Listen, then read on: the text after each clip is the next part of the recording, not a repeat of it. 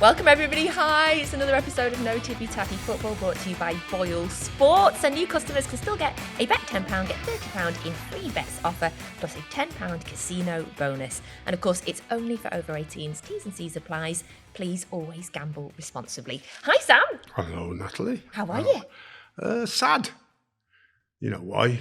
Especially where you come from, Man City there, because I'd known Ricky Hatton for a long time. And, we looked at his training years ago and we're at Bolton, see what we could get out of it, what difference it might have in football. But Ricky himself, whenever we bumped into each other, great guy. And, really real shock, really sad. Obviously, we know he had his troubles, but we thought he was over those, getting past those. But obviously, condolences and sympathy to the family, and he'll be missed. He'll be missed. He'll be sorely missed. I love the man. I've had the pleasure of interviewing him many times and having some very fun nights out with him that we could not possibly talk about. Although he would not have minded it in the slightest. I was due to do a gig with him in London in November. So Q&A dinner. So I was looking forward to seeing him then, but obviously that won't be the case now. We send lots of love, lots of condolences. Great to send off family, yesterday at friends. City. Oh yeah, it was so sad emotional. for everybody, obviously, but so emotional. He's a close friend of a lot of people that work at City. Then it was a very emotional day yesterday, and I think they'll do something big at a future game as well. Anybody out there feeling the same, talk to somebody. Don't sit there. Just there's plenty of charities you can contact, and Andy Burnham and the LMA do a lot of promoting. At this moment in time, you'll see it on the telly. Premier League managers talking about suicide. Biggest killer in the country, or one of the biggest killers. So, if you're feeling that low, contact somebody, ring them, please. You heard Sam. You have to do what Sam says. Thank you. Couldn't agree more. Would you like to introduce? Yeah. So on a lighter note, obviously, obviously we went way back. So it's a really good surprise that he's come on the podcast today, because it was way back in the Sunderland days when they were in trouble. I got called up to try and save them, which I did. So it's a big welcome to Fabio Borini. Thank you. Thank you very much for coming. And can I say, 34 years old, anybody out there wants a player, he's one of the fittest players that I managed. And obviously, the amount of time he's playing football, got a talent and still wants to play. Okay. That's why he's here then, Sam. Somebody out there. Everybody's surprised. Somebody out there wants somebody to come and play for you. Yeah, and look, he looks fit as a fiddle anyway, doesn't he? Like I mean, so if that helps, let us know. Thank you. We've got a very good record, which I presume is why you're here. I didn't know. That's with managers on that, and we got Billy Sharp. Billy Sharp, yeah, we did. Yeah. Billy Sharp was on, and then he got a club. Right, yeah. So yes, because you left Sampdoria, you're a free agent now, but you've been training over the summer with the PFA because they do this brilliant program. Oh, they do an amazing program which it helps player in my situation, for example, free agent to go and spend. I think the program is 10 weeks long. So Monday to Thursday you train, you go to this hotel near Derby, I think. And you get to use all the facilities. You got the coaching. It's a big group of players, so you get to play football and you get to train football sides. Which, if you're on your own at home, you can only do a certain amount of trainings, running straight and back, and do the gym. But then you get some exercise, football exercises, which helps the fitness. And it's good also to get along with the boys again, and be involved in something. Interaction with the guys, with the dressing room, with coaching, a little bit of banter. When on your own is okay, let's go.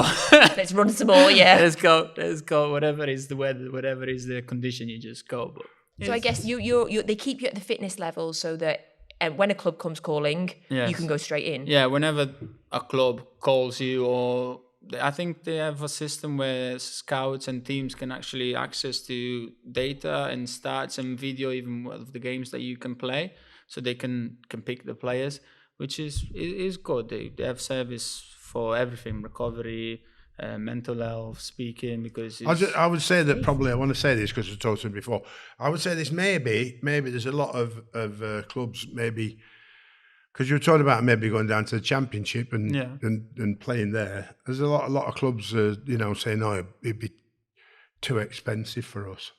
I'm not trying to knock your wages down by saying that, but football clubs can just think that and just move on.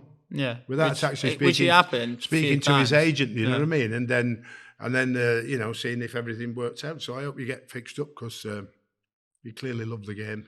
Yeah, thank you. You see that by how many clubs he's had. Yeah. I mean, so and I'm still training even now. So it's fine. And obviously, like I said, looking fit enough after a couple of weeks at the club to get out there and start playing again. I'm just thinking, forgive me, I realise I've forgotten, but I'm presuming when you're a free agent, the transfer windows don't apply. You can go... You can go anytime. Yeah, you can go anytime. Which is, it's fine, it's great, because now I know clubs can only come to me. There's no other players available, like in the same type. But now you also know, like, you're getting into a system that is already kind of started, like a dressing room. So it's a little bit harder, but it's also harder mentally, because at the weekend now you see the games and you're not playing, and it's like, oh, okay, keep busy. Well, I mean, I'm all for agents. It's now your agent's responsibility to work as hard as he possibly can to find you a club. So if I were you, I'd ring him every day until he's so sick of you that he thinks, if I don't get this lad a club soon, he's going to keep ringing me every day. So your job is pester him. I'll probably start doing that. Well, don't worry. Probably even better, if that don't work, get your wife to ring him. Oh, yeah. I'm sure she'll sort him out as well. When she sees me, like, I'll drop her a text, and straight away he calls me. But don't worry, this podcast comes out on a Tuesday. I expect him to have had an offer by Thursday, Sam. Well, you never know. But I think, obviously, if anybody's out there, and there'll be plenty of clubs looking, picked up a few injuries and all that, start of the season, and, I hope so. If you let us know, or let our agent know if you do get fixed up, we'd appreciate it. Yes, okay, we'll pop you on our list. Before we get into your career and the weekend's football, we've got a little bit of admin that we need to cover. So somebody has asked us, you may or may not have known, where have you been if you don't? Sam has got active on Instagram, and we have been asked, is Sam Allardyce 6 actually Sam on Instagram? I mean, I've been following that, if it's not you, for a while. Is it you? Does it look like me? Do them pictures look like me? Of course it's me. It's you? Of course it's me, yeah. We need to get you a blue tick. We had to take, I tried to get a tick years ago. You can't get a tick. They can tick off, can't they? Well, we need you a blue tick. I mean, so obviously, I have been, really average. Less than, yeah. I've had a bit of help and a bit of encouragement. So I'm trying a bit better. And of course, Sam Allardyce 6 is many we tried to find but couldn't get by people trying to copy or do whatever. Could never get Big Sam on at all. You can't get Big Sam Allardyce. I couldn't find it at all. Sam why it's 6? Why? That was my number. I was always number 6. Okay. Yeah, so that I is played Sam. number 6. Oh, that was Sam Allardyce 6 is me. And thanks everybody for upping the followers and looking at our Instagram page. Give him a follow if you don't, by the way, because you're doing dead good. I know you're getting a bit of help, but the AI picture of you and Lewandowski with the Blackburn shirt, if it had happened, loved it. Well, I mean, Great work. I've told that story many times, and most people still think it's not true. But on the back of Mr. Lewandowski talking about himself many times.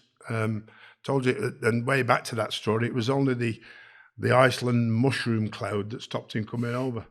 So sometimes fate's not in your hands. Something happens, and before we could get him back,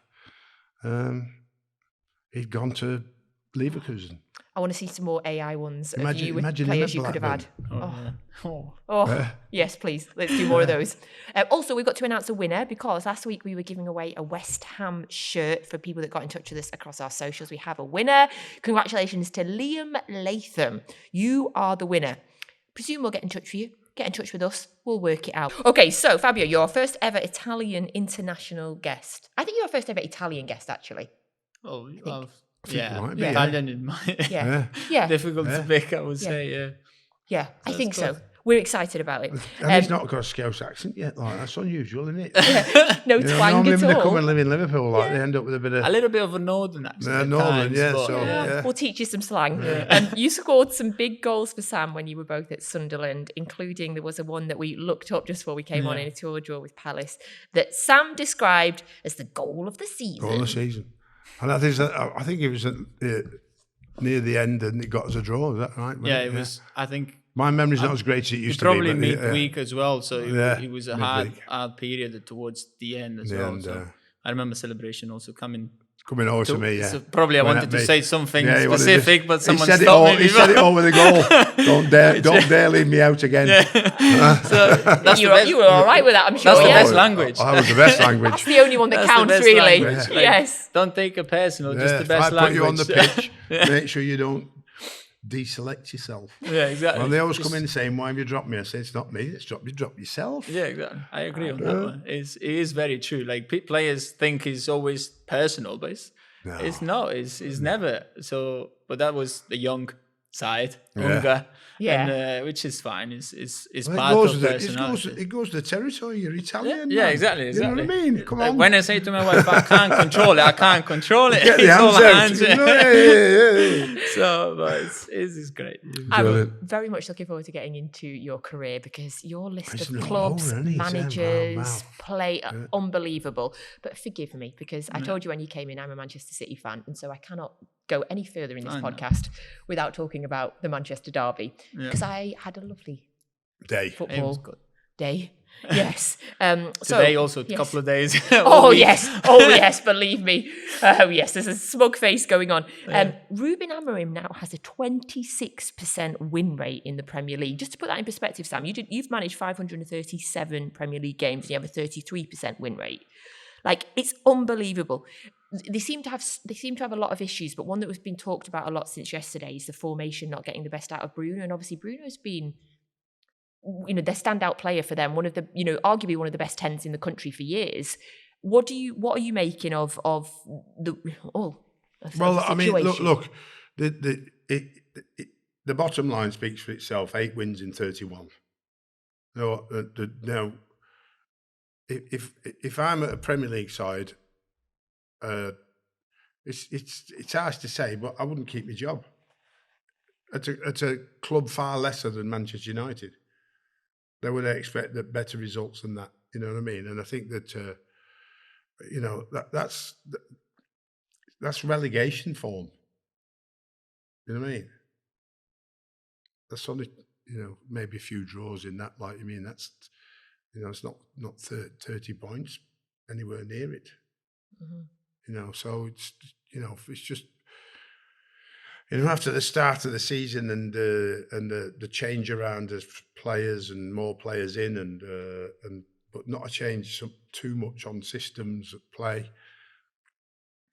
Look, I've played as a back 3, back 5 many times, and explained it to the players and trained with it. And it isn't easy. It's not easy. Really? Yeah, it's not easy if you're not used to it. Your centre halves are,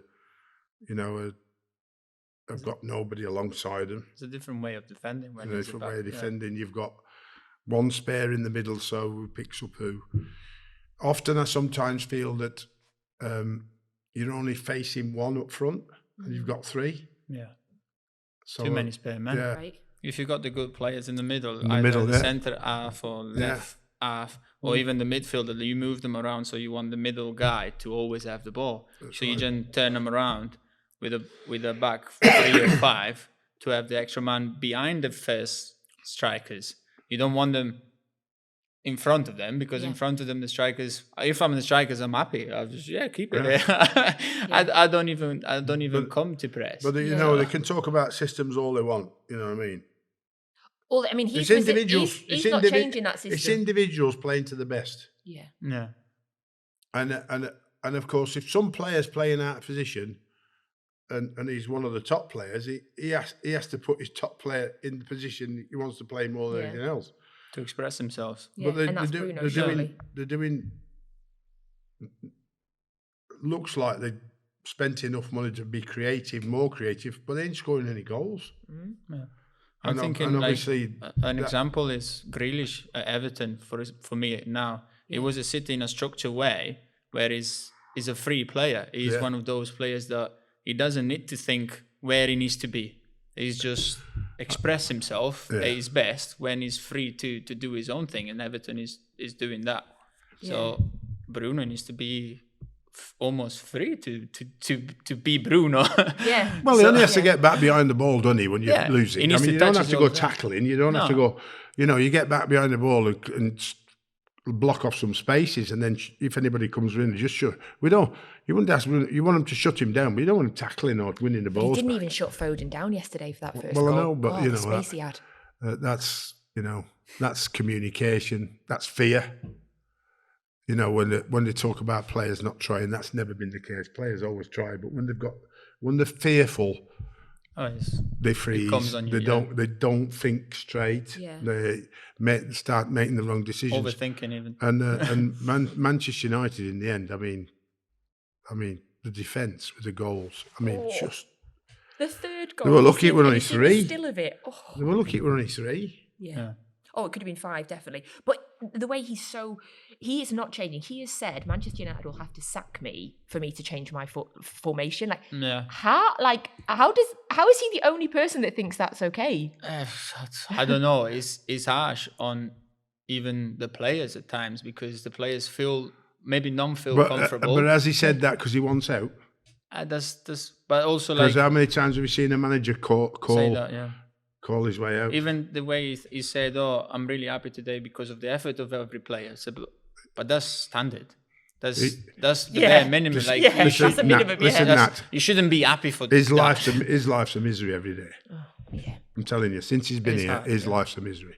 Listen, they're in that office talking about what they should or shouldn't do, and you listen to the lads who are around you, who you trust more than anybody else.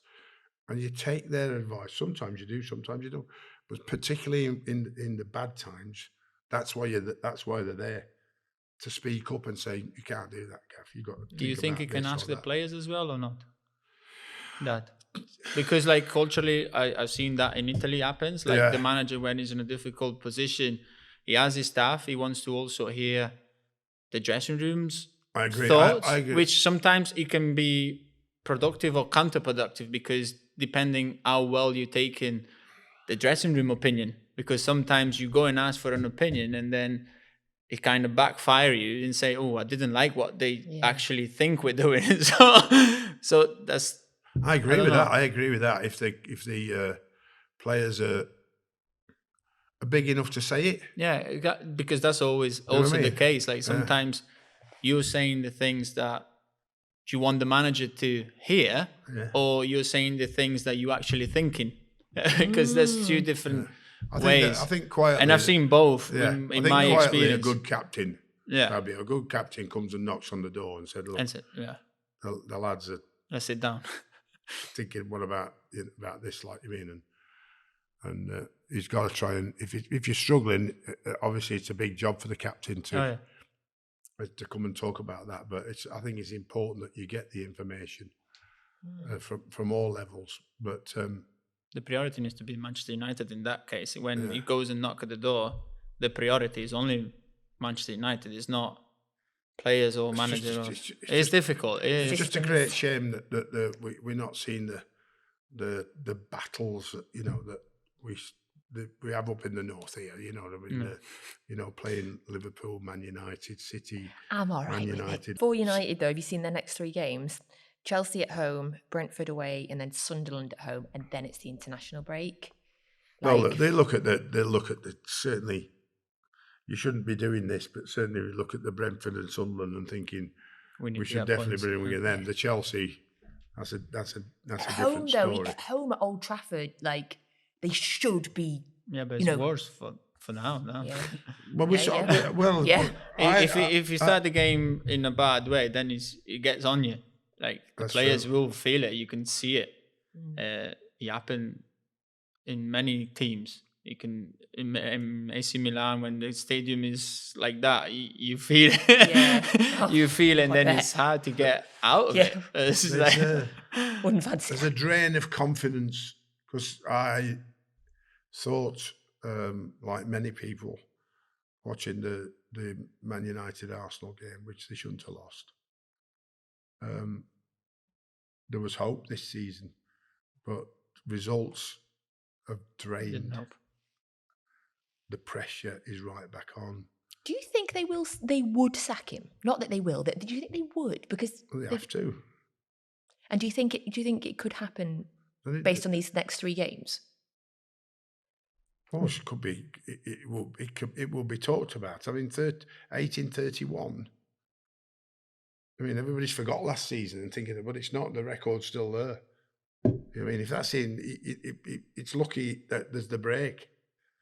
Yeah, still not won back-to-back Premier League games. Because all the boys, all the punters say, because he's a big manager, let's face it, big manager, big reputation, absolutely fabulous in Portugal, brilliant, right?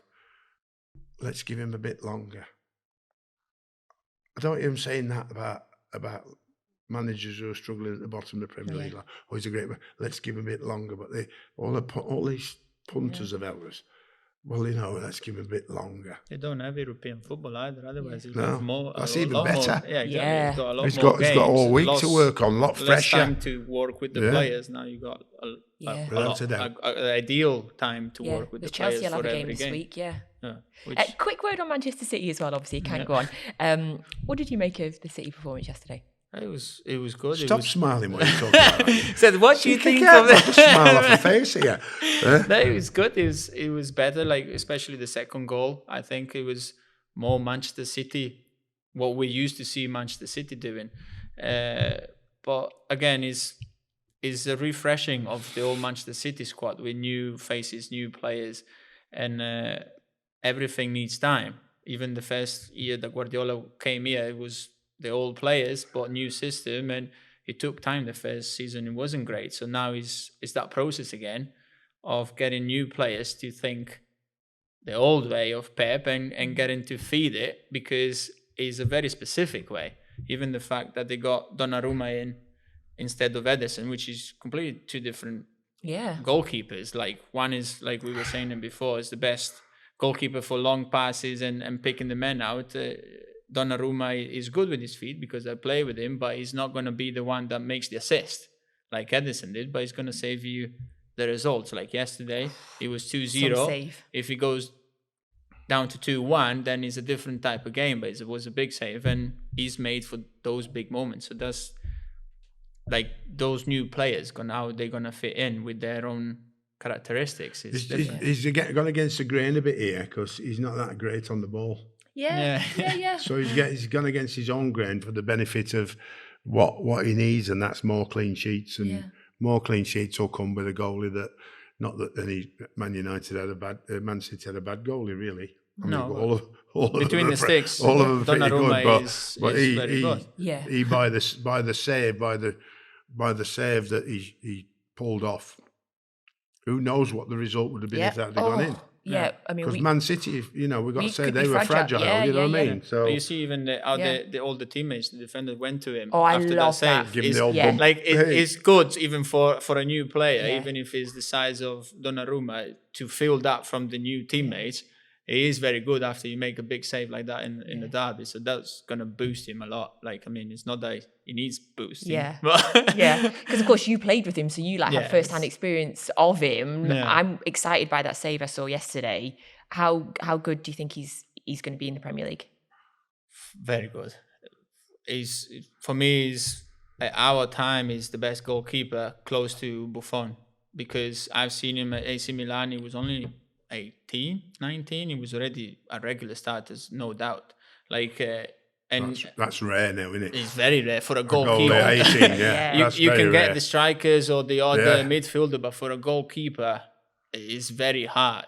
And I remember that we were doing the shooting practice. He hardly participated in the shooting practice. I don't know why. He has his reason. But then sometimes we say, "Come on, Juju, join is hard.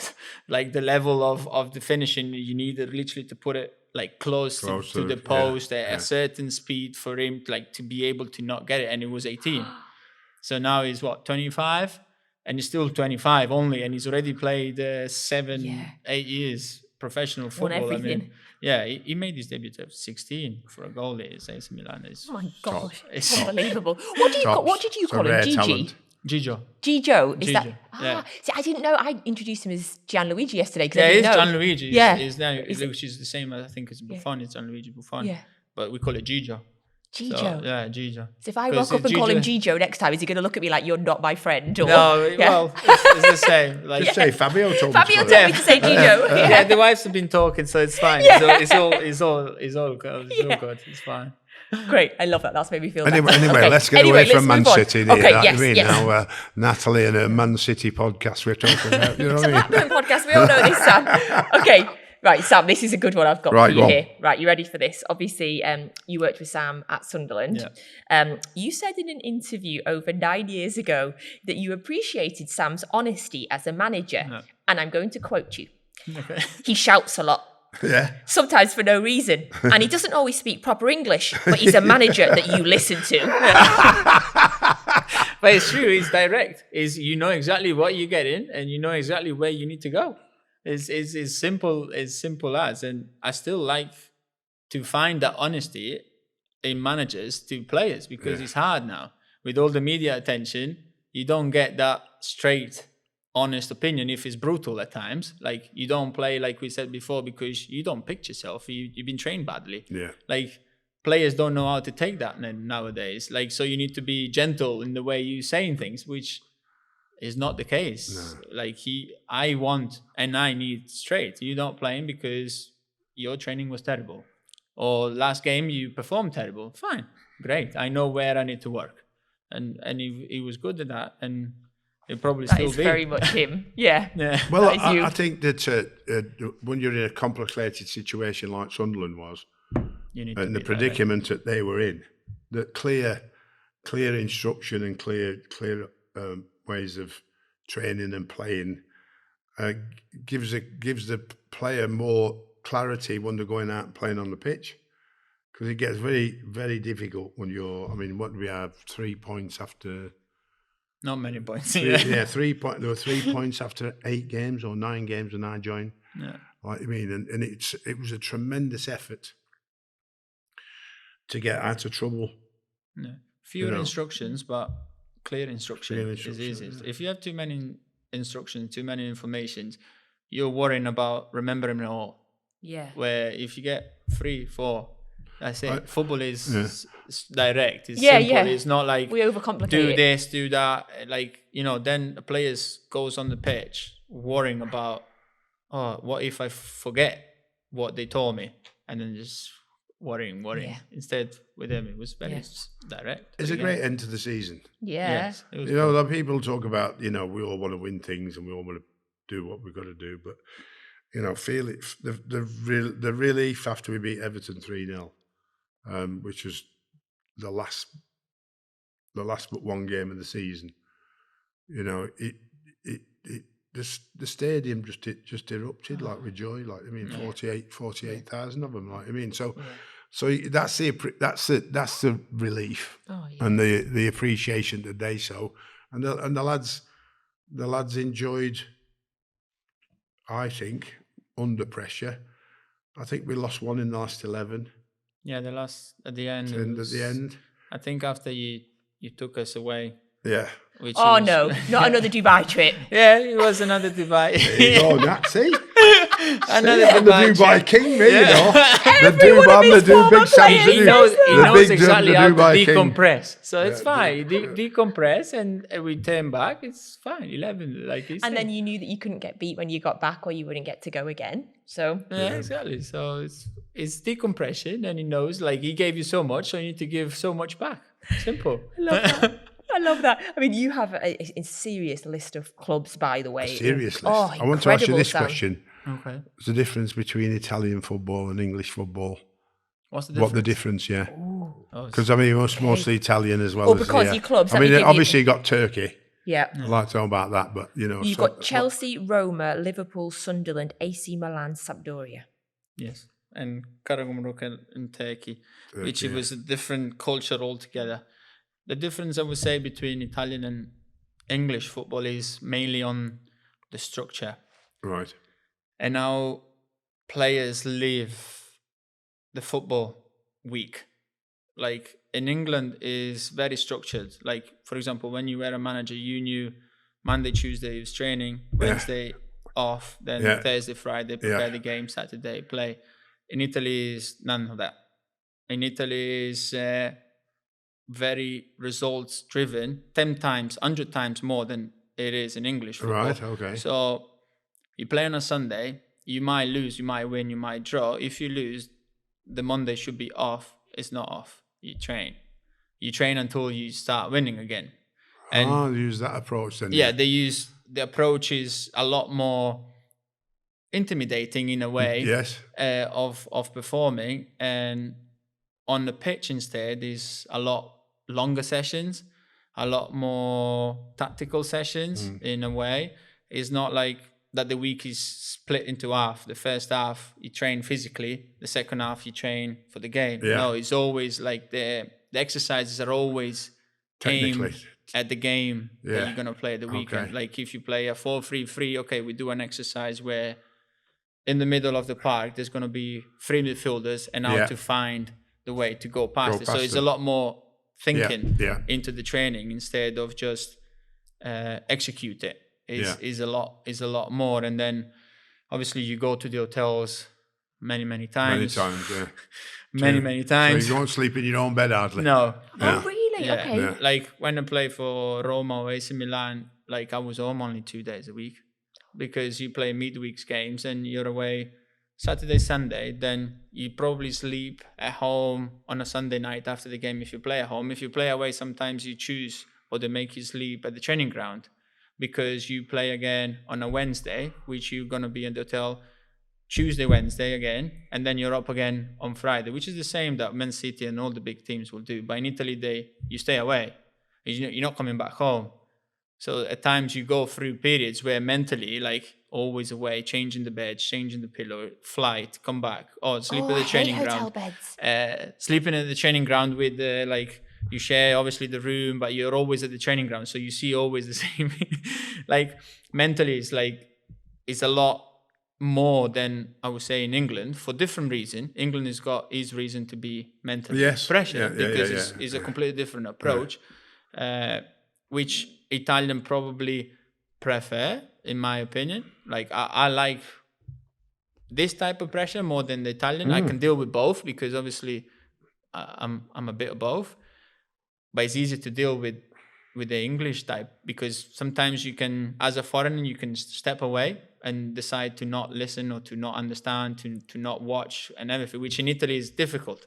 We've got newspapers only based on football. Yeah. 3 newspapers only speak about football. Yeah. Every single game is rated from 1 to 10. Yeah. So every time you play, you're rated. And it's like Gazzetta. So it's a lot more on just the football side than outside or whatever it is. It's difficult to walk around. It's difficult to walk around those cities as well, isn't it? Yeah, Roma was the hardest one. Player, it's like that's like Roma was only like 21 when I played. I had to go in through restaurants from the back door because if you walk through the main door, you wouldn't be able to have dinner. Because I had at times where the fans just take their chairs and sit with you and chat all night, which is fine.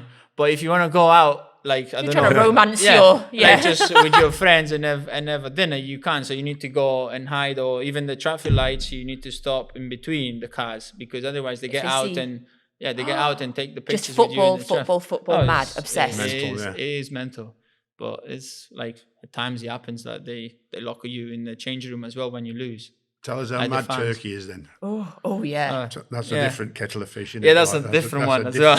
A different culture completely, isn't it? Like, I mean, so completely different. Like it's the Sunday, let's say the weekend is very good because you're playing good stadiums, which you wouldn't expect to find because Turkey has facility in terms of stadiums, good stadiums. But really low in maintenance, let's say on the pitch. So the pitch will be crap, but the stadium will be good. So there's a compensation. Yeah. When you play away against the Fenerbahce, Galatasaray, and all the big dogs, unbelievable. It's like playing a Champions League night every time. 65. Yeah. I mean, overcrowded. You don't see the stairs going into the stadium, so that means more people that are supposed Yeah, not supposed to be there. Yeah. So health and safety's gone out the window. Yeah, Yeah, exactly. I noticed that in the Champions League final. Yeah, it's like the Champions League final is the stadium where we played our own games because my club didn't have their own stadium. Well, So- Ataturk. Yes, but it was completely empty because the team that I played for was small. So imagine it's empty. So it's, it's a bit strange. We didn't have obviously a training ground and stuff. So it was culturally it was difficult. That was probably the hardest approach for me to just reset and change everything. Also through Ramadan period, and it's all very intense and it's different. So you need to adapt, like changing the training ground to the afternoon, for example, because of Ramadan. So all the routine is changing, which is fine. You need to adapt to where you go to. And it was fine at the end because I had the best season that I ever had because I scored 20 goals in one season. Because again, I put myself away from it, not understanding any language, no TV, no radio, nothing, and I just focus on train, perform, and football, which is you hardly get to do that nowadays because you got so many distractions. I don't understand. So you got to focus on what you do every day. And I love that, Sam. That was a great question. Yeah, I think that when you think that there's a lot of things that when what you have to cope with to be successful. You don't understand the language, and you know what I mean. You're trying to communicate with players that don't speak English because obviously the general language around the world is English, isn't it? You know what I mean. So we're very fortunate to us. But when like you said, he goes. Oh, we had translator in the dressing rooms. But still ends up being best goal scoring record he's had, and which you know is what I mean. strange. So, like that shows you his mentality towards playing football.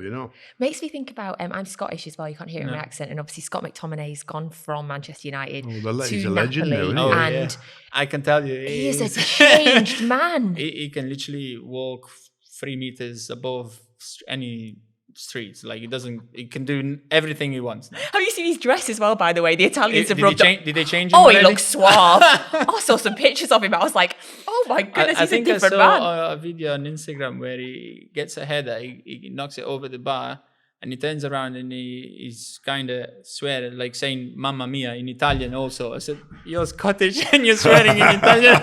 Mamma Mia in a Scottish accent. Yeah, exactly. So it was fun to see because that's obviously like someone that mixed in perfectly with the culture and understood the role of, it's not England, it's not Scotland, it's something different. So I need to get used to that. I can't just bring what am I used to it to where I'm going to go because it's not gonna be United miss him badly, by the way. They did not appreciate him. No. He was a good player. In Italy now I always say like whoever plays in the Premier Leagues and go back to Italy, Italy is going to be easier at the beginning because they used it too much intensity, so much like intense, which Italy is a little bit lower, but they can be free as well. Yeah. Like that Kevin freedom. De Bruyne is thriving so far. Yeah, that freedom that they take from the English football is gonna make the difference in Italy because it's unpredictable. They don't expect it. Everything is very planned and structured.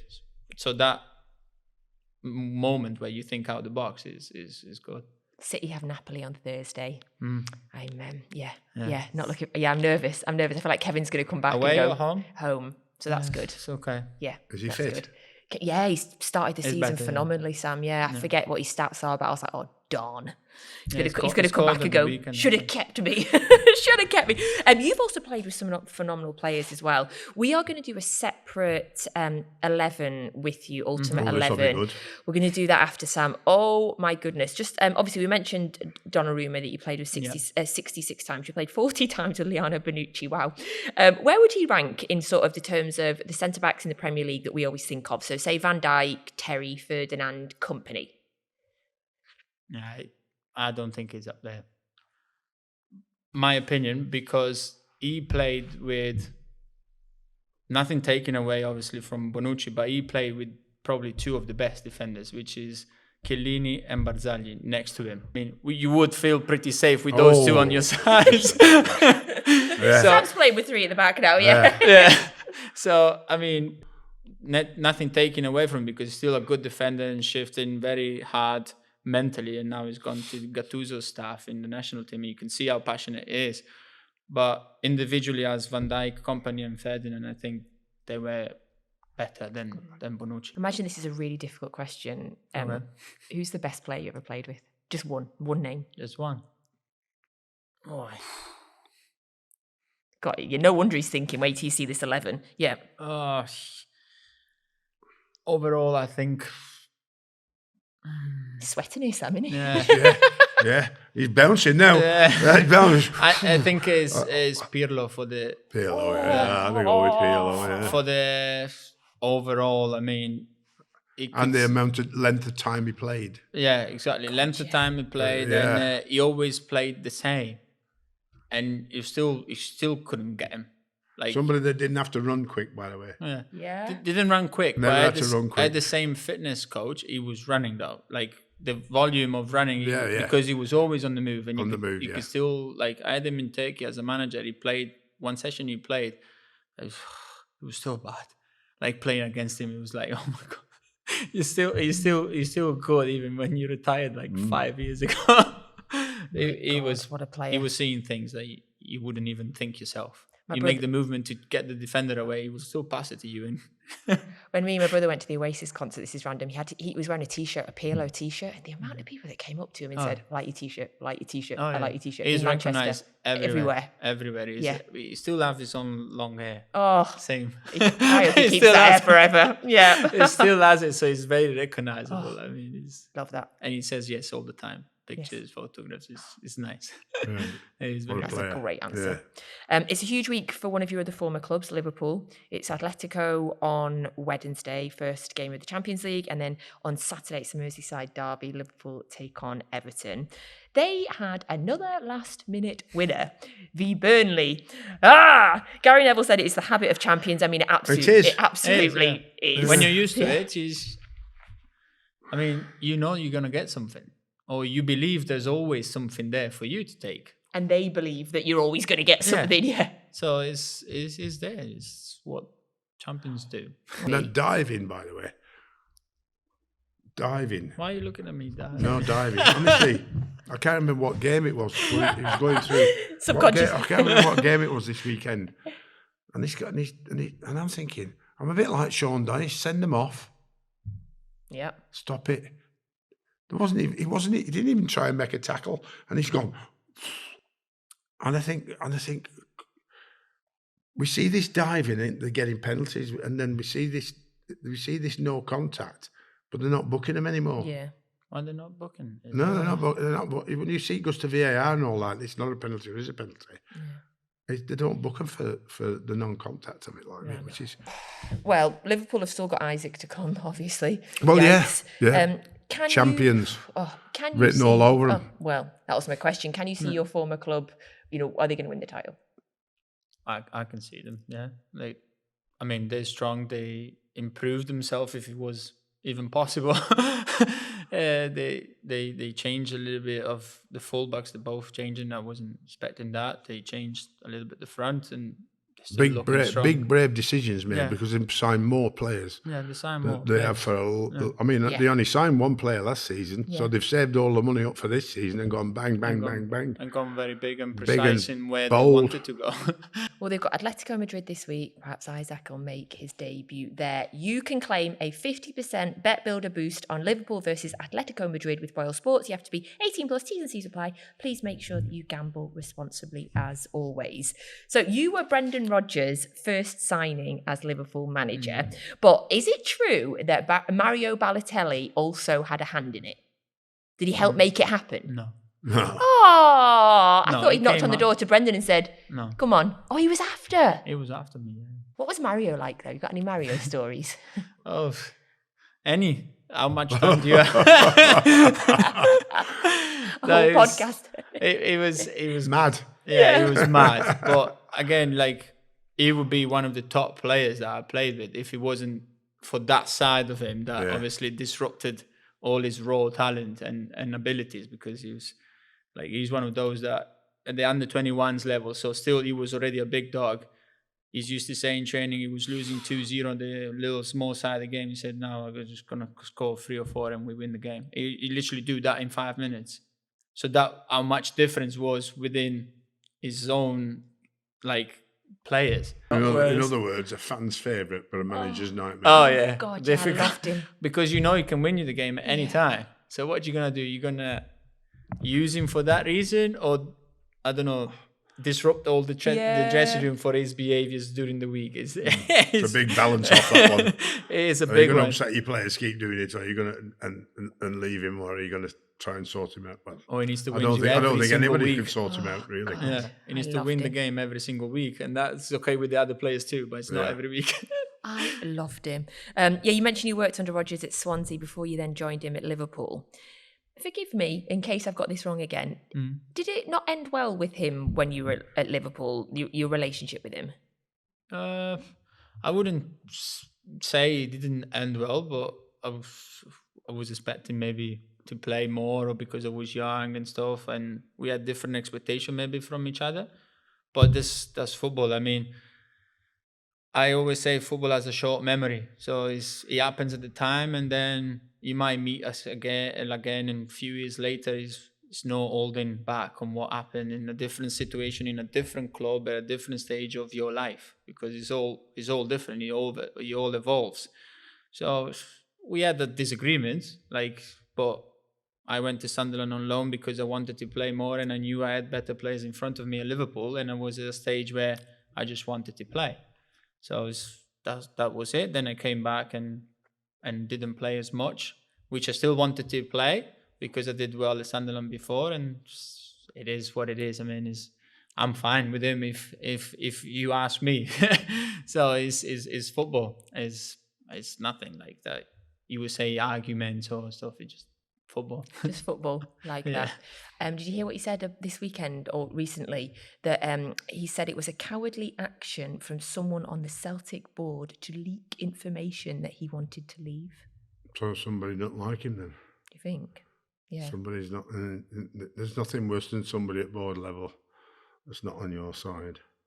Public fallouts don't end well for managers, do they? No, not at all. I mean, that's not his fault, though, is it? That unless he's upset him and he's waiting to get his own back, you can't not have a relationship with your board. It depends who it is on the board. If you've got a great relationship with the number one on the board, then you talk about it, and you either decide whether it's Brendan goes or that board member. But then that's a bigger decision and more than ever, innit? So, but as in terms of that relationship now, it's never going to be the same now. It's become public.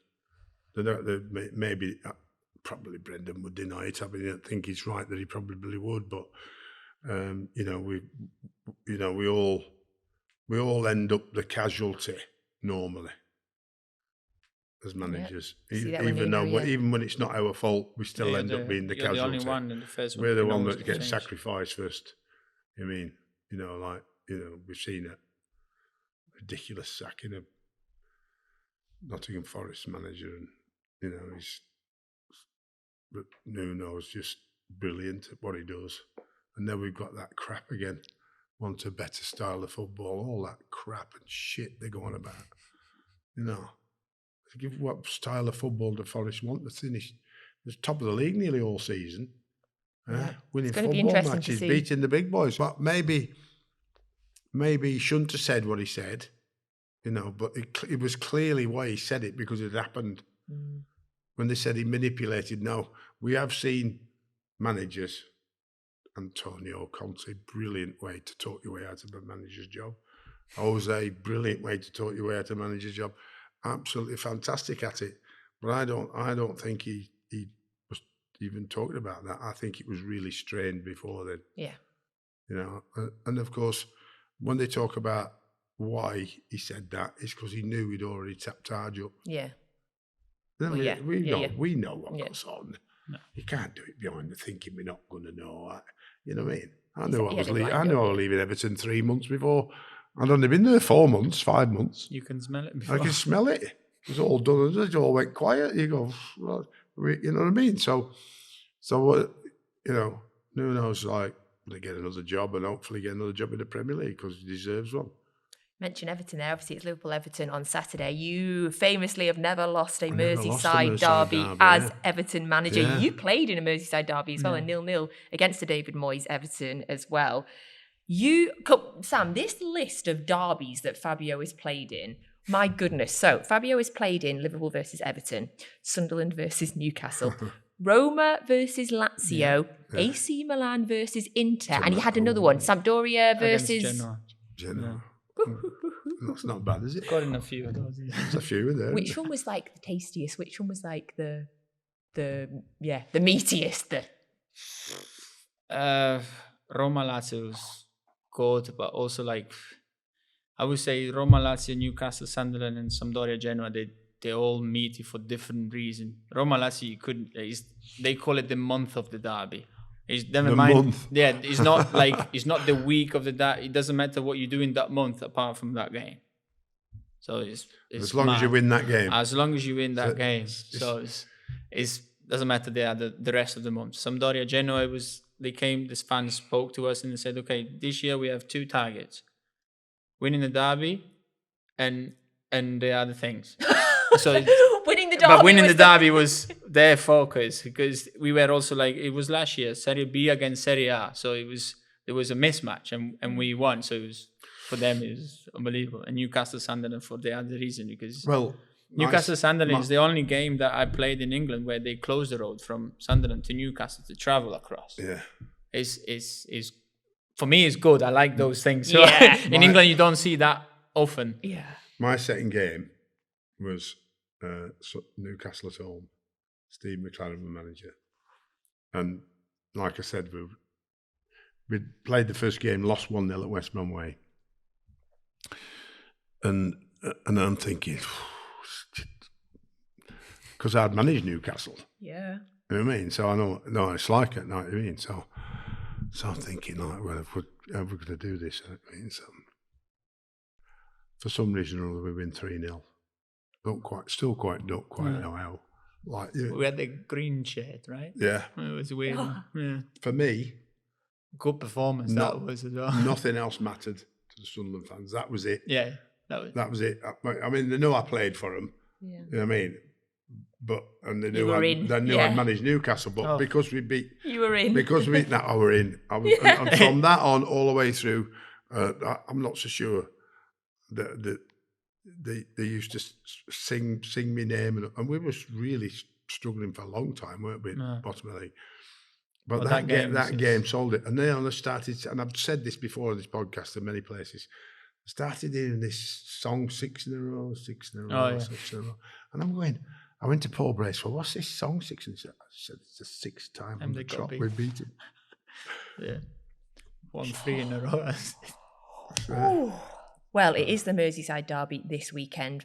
Win 50% more with a Bet Builder boost on Liverpool versus Everton with Boyle Sports. Plus, new customers can get a bet £10, get £30 in free bets offer, plus a £10 casino bonus.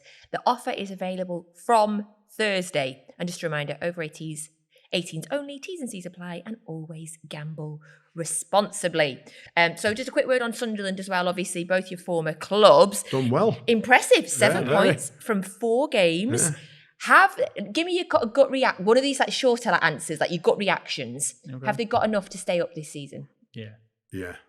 Okay. Yeah. Well, I mean, in terms of, I'm impressed. They spent money, net spend of £100 million, early recruitment, positive signs. Granit Xhaka seems like a masterstroke for them to have brought him back to the Premier League. Like Sam said, is a good leader, is a good captain that can lead the direction to where the club wants to be, in my opinion. Like, you can see that from the outside. You can see when he walks on the pitch, how he carries the team. Is one of those guys that you want it. Looking at the squad that they had last year, they had to do that. Do something, They had to do something because otherwise it was guaranteed almost. So, but they did that early, like you said, which is important for a manager, especially. Very good. Because Excellent. that's what you want. You want all the players there within the first couple of weeks of your pre-season, and they did it well. I mean, they recruited personality, not just players, and they seems like to fit well. They build the right things, and I think also maybe from a club above, they managed to pass the message of what Sunderland is to those new players, because you being up there is different. Different, yeah. It is different. You need to really understand what the people from Sunderland wants and wants to see and wants to feel from the players. If you don't give that, you will never have that connection with them. And I can see that in when they play. We're going to finish the podcast today. I've got some questions about the former managers that you have played under. Because again, I said, your derby list, you keep those your players questions list. secret. You can't, you can't have me in it. Yeah, you're in it, Sam. You're in it. You can't. Yeah. So I'm right here. You're in it. I'll be staring him down if he's secret. Some of the managers that you have worked under. Yeah. Gennaro Gattuso, Andre Pirlo, Yeah. Brendan Rodgers, Gus Poyet, Sam Allardyce, David Moyes, Luis Enrique, Carlo Ancelotti, and others. Carlo. Where was Carlo? Chelsea. Oh, yeah. Good. What a man. Good. It was the Love only him. manager Love him to bits. that I experienced. He had a squad, a big squad, because Chelsea had 24 at the time. It's 2009-10. It's a big squad. 24 players happy. I was like, you had the players that come on for 1 minute, happy to play 1 minute. They score for him. He knows exactly like what's the mood in the dressing room without being in the dressing room. It was just crazy magic that he had. I don't know. But he's a very good guy. Tell us more. Go on, tell us more. Oh, Because I love Carlo. He loves Carlo, yeah. So there's one thing is like boys' night out, organized by I think JT. Yeah. So we go out for dinner, come back late. I was only young, so it was just in the first times in the dressing room. Okay, Carlo calls a meeting in the dressing room. He calls this meeting in the dressing room. Everybody's like start worrying because we knew you'd been out. He knew we'd you'd been out the night before without organized anything. So Carlo started speaking and said to John and said, where have you been last night? I said, no, it's my fault. I organized a time with the lads. We just gone out, but we're fine. We said, no, I'm not worried about last night. I said, I'm worried because you basically didn't invite me. So next time, just invite me because I don't want to be left out. So the following time he was invited, and the players like obviously understood that he was one of us. One of us, yeah. Yeah, one of us. You could do those things and still training the next day, and he's one of those. Brilliant. He is like this. He done it at Real Madrid. So that's a manager for you. That's not a coach. That's why you like a manager, him. Yeah. He didn't coach. He was managing. That's why 24 players were happy, like because he did these things on individual sides, just literally with the 30 seconds conversations, not even like hours. It's just, I found out about this. Tell me. And then you just do, or open a glass of wine, and it was good. Imagine playing for someone like this. It's like, Big Dunk loved him at Everton when he was there. Yeah. Right, so this is the first name, don't overthink it, the first name that comes to mind. Of all the managers you've played under, who was the best tactician? Tactician? Maybe Pirlo. Best motivator? Luis Enrique. Oh, I love that. Easy. Okay. Biggest aura? Aura? I have to say Pirlo again. Is like the stature. Yeah, it's like people are distracted. Players don't even care. I want the manager. Yeah, definitely. Yeah, that's obvious now. Yeah. Who scared you the most? Oof. Oh, Gattuso. Him or Gattuso. It's two big shouters. He's happy with that. two big shouters. Yeah. Gattuso was also a scary one. My God. Biggest changing room rant you've ever seen? Room rant? Yeah, like went off on one. Went off on one. Like fight? Not fight, no, just like criticising you, digging you out. I take his dressing rooms there. Yeah. Yeah, well, quite vocal, to say the least. Yeah. Yes, okay. The one who got the most out of the squad that he had. I think Pike at the time at Sunderland. I think we didn't have a strong squad, but I don't know. He got something out. Yeah. Nowhere, because you came after. We weren't even that. We were worse. No, I came after Dick Havercat. Yeah, so we were already like they were building. He said we were already going to down. He said that I'm leaving this squad because it's not good enough. It'll get relegated. Yeah, so we were like with Gus. I think we were a little bit worse than what we were then. So yeah. Good one. And then the last two, the one you enjoyed your time working under the most. I think Luis Enrique again, because he as a motivator, he touches buttons that you don't even think you have. Yeah. It's like, and he's the one that Roma obviously had Totti, De Rossi, big names, and he said, I don't care about the name at the back. I was like, big statement that in Roma as soon as you came out, and it was I think his first job after the Barcelona academy. So you're not like as big as he is now. To say that and obviously follow it, you need to have big balls. Yeah. But it was good. And finally, Done brilliant for PSG, hasn't he? Yeah. Yeah. Oh, yeah. For that team. Brilliant. But you can see in his press conferences when he speaks that is